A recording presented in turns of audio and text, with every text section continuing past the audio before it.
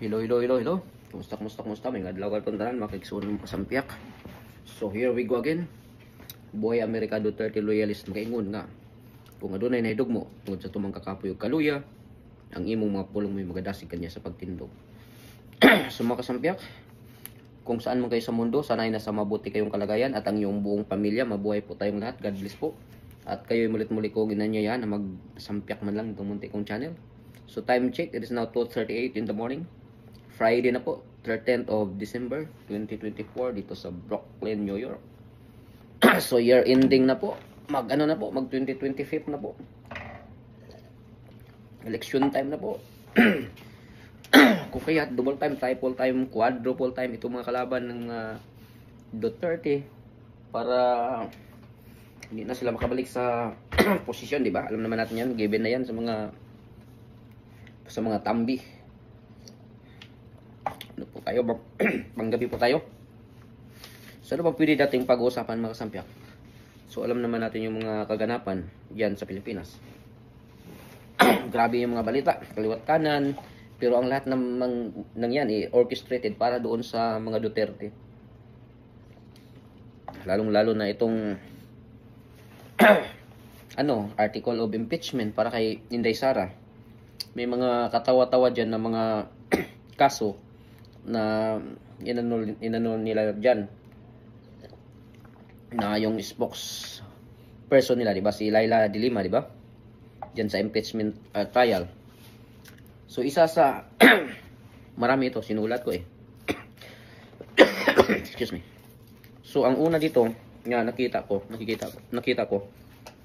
na ang isa sa impeachment na ni Inday Sara, yung daw paglulustay daw niya ng 2.735 billion daw na secret funds when she was a city mayor in Davao City. So ang tanong dito, meron bang naipile na plunder case sa sa ombudsman? So yung mga proof na ganon. At saka bakit ba impeachment ito? Akala ko ba impeachment for her for her being a vice president at this moment, at this present. But itong sinama itong 2.735 billion na secret funds noong nasa Davao pa siya.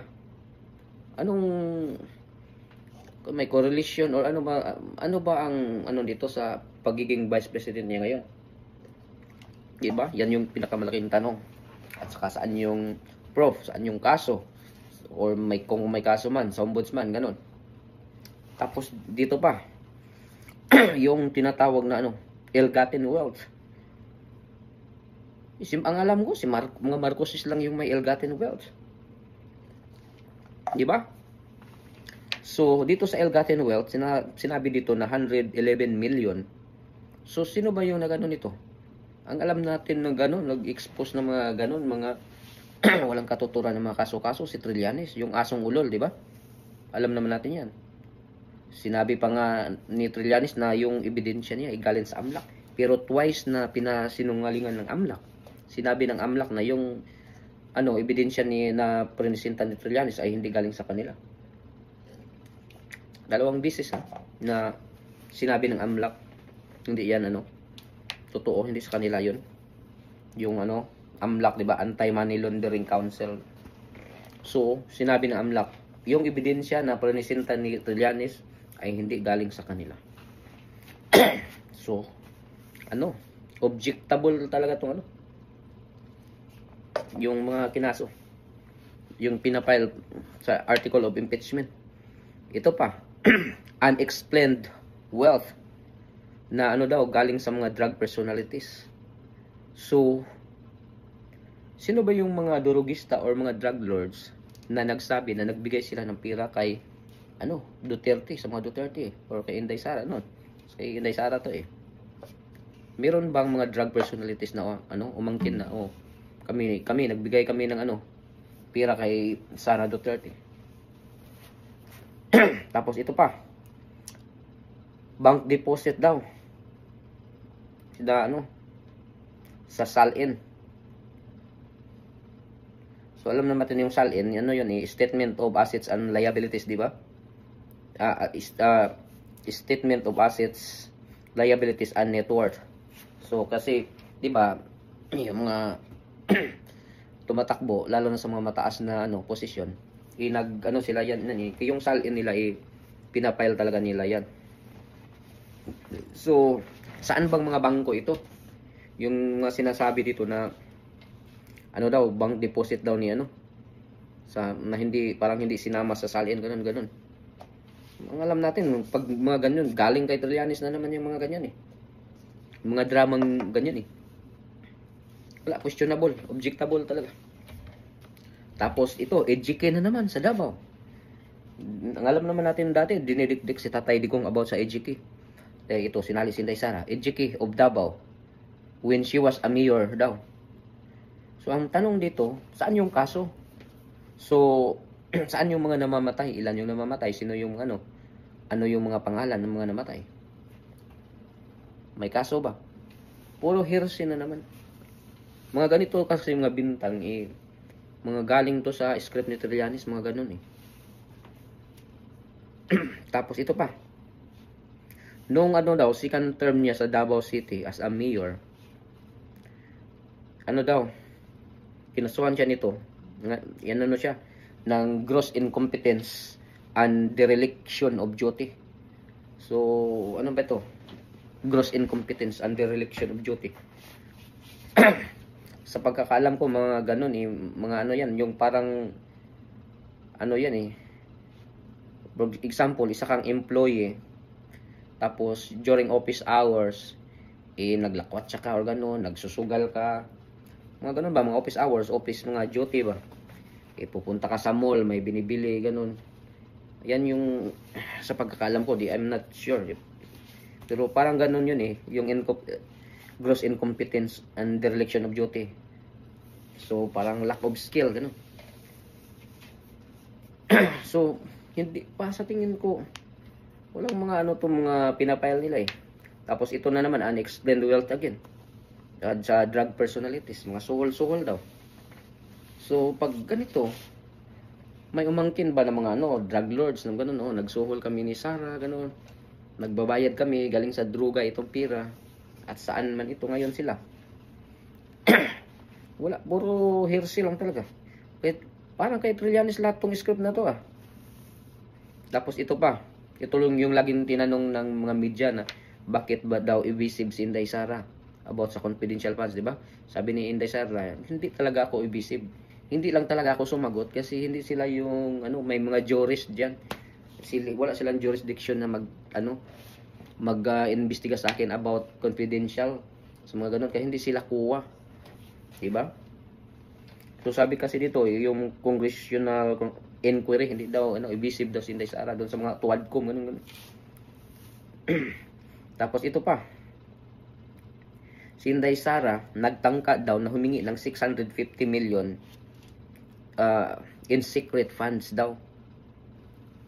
So, ang tanong dito, pag naghingi si Inday Sara or nag-request ng 650 million, bakit pwede siyang kasuhan ngayon? May kaso na ba pala ngayon kung maghingi ka ng kung may suggestion ka man o ganun, may ka. Di ba? Wala talaga, walang bigat itong mga pinapile nila eh. Wala, puro talaga kalukuhan eh. Dito pa. Noon daw sa panahon ng Super Typhoon Karina, alam naman natin, di ba? Lumabas man yun si Inday Sara, di ba? Laging tinatanong, saan yung vice presidente? Nung sa panahon ni Tatay Digong, lagi nila sinasabi, saan yung presidente? Saan yung presidente? Nung panahon ni Tatay Digong. Pag may mga sakuna, ganun. Katulad nito mga bagyo-bagyo. Laging tinatanong ng mga kalaban nyo, saan yung presidente? Pero ngayon, lagi nilang tinatanong, saan yung vice presidente? Dami kalukuhan, no? So, dito, kinasuhan siya na, she went out from the country daw during, Super Typhoon Karina. Ano bang, ni Inday Sara dyan?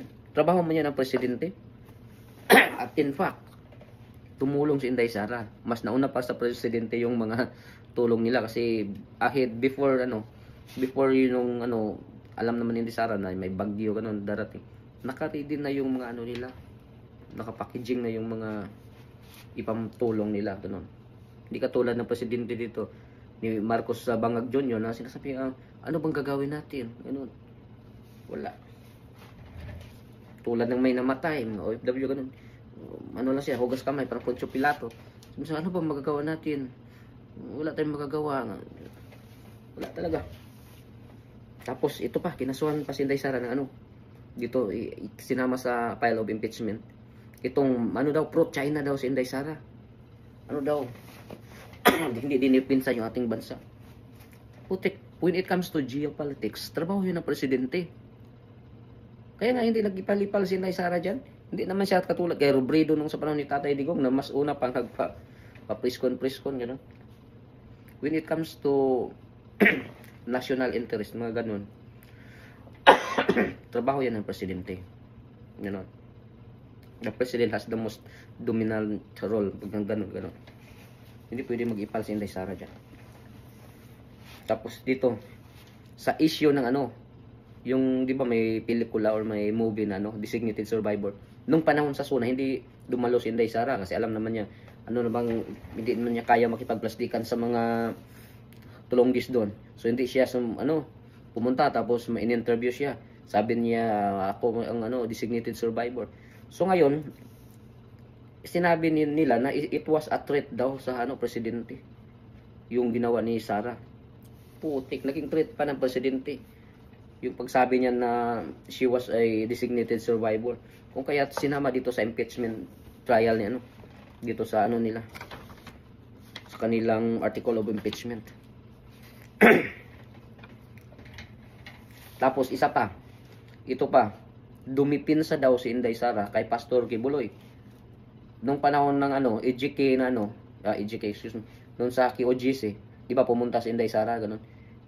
Sinama nila yun na si Inday Sara daw yung makakibuloy dumipinsa sa criminal daw. May na ba si may final verdict na ba si Pastor Kibuloy na criminal? Until proven guilty. Meron tayong batas, meron tayong proseso.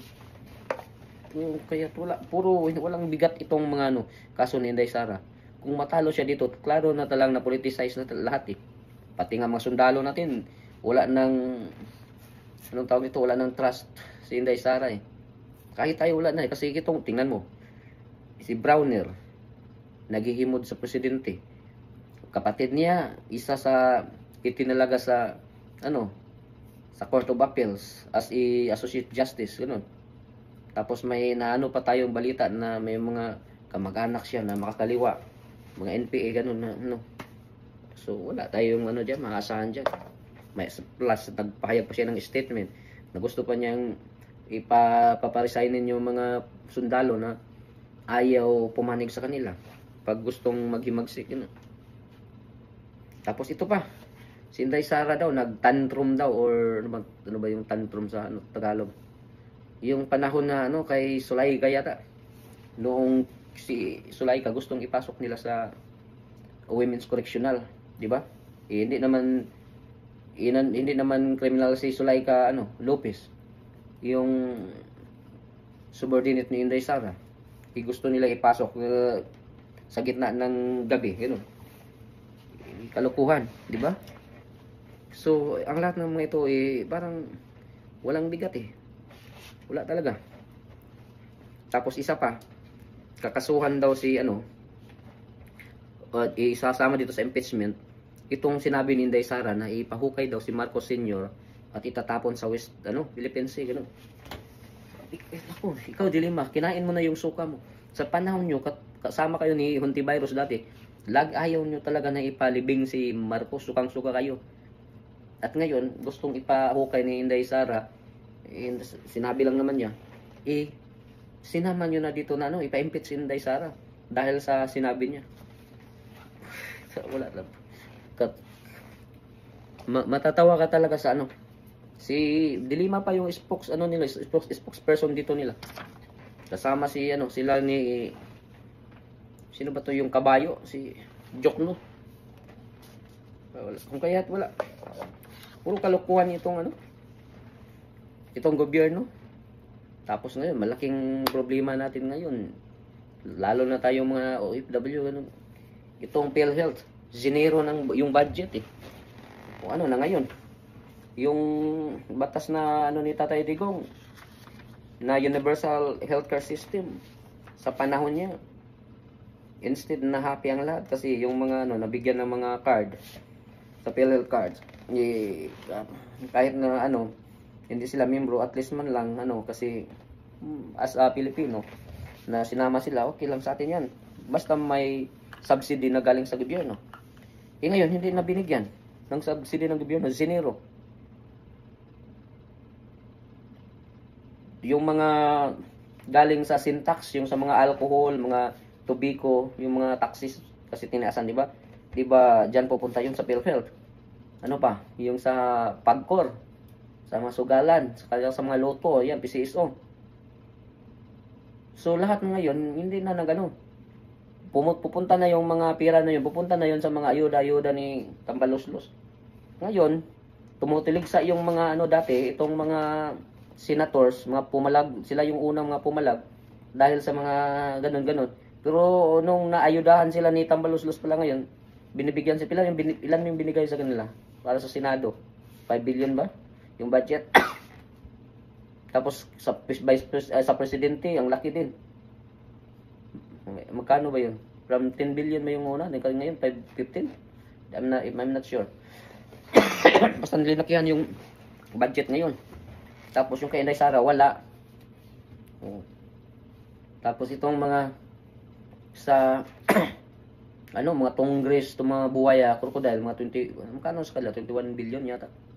If I'm not really sure about it. Basta parang ganun yun. So ngayon, tumahimik na itong ano, mga senators.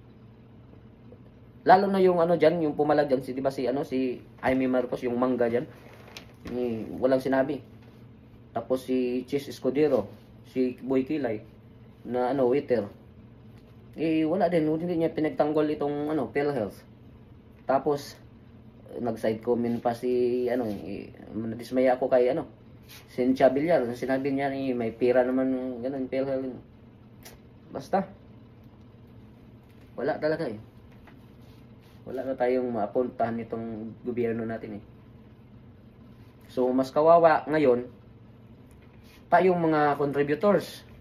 Kasi tayo nagbabayad, tapos tayo pa yung nag-shoulder nitong mga kababayan natin na nabigyan ng mga PhilHealth cards. Wala naman sanang problema kasi Pilipino, magkapatid natin sila. By blood, gano'n.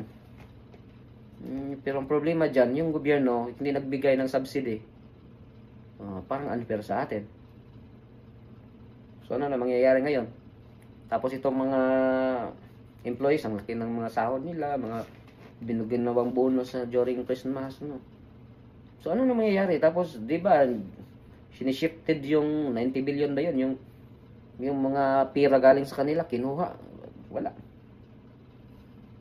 Pumalag tong mga senator dati sa ginagawa ng mga tambalos-los dyan sa Crocodile Farm, pero ngayon, pinapasa pala nila. Wala talaga to. Kalukuhan talaga, gamitin lang talaga yan sa eleksyon eh. Kasi 2025 na, mga re-electionist yung mga dyan, karamihan. Kung kaya't mga kasampiak, wala na tayong maasahan sa gobyerno natin.